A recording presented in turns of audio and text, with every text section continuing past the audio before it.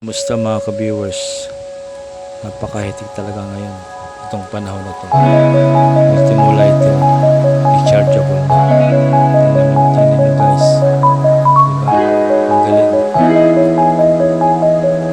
Subukan natin ipagin ito sa online. Yan na nga guys. Dumating na ang ating parcel. Ngayon masusubukan natin ito. Kung ano-ano ang kanyang mga quality. Diba guys, tingnan nyo guys, ang ganda. Ngayon subukan na natin ito guys. Panoorin nyo guys nang matesting ito. Yan nga guys, atin nang pipindutin kung gagana nga.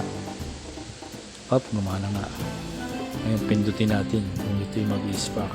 Ang galing, mag-i-spark na. Subukan natin ito sa papel guys kung mag-a-apoy naman siya. Nagka-apoy, ang galing, di ba?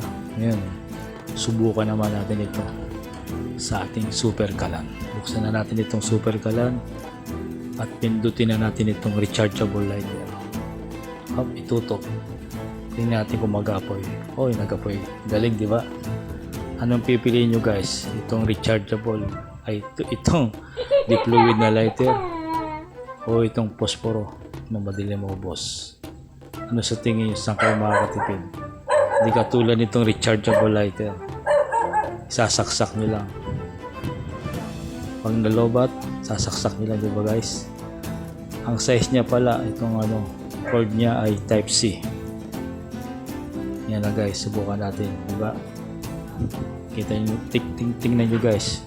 Sasaksak nyo lang yan.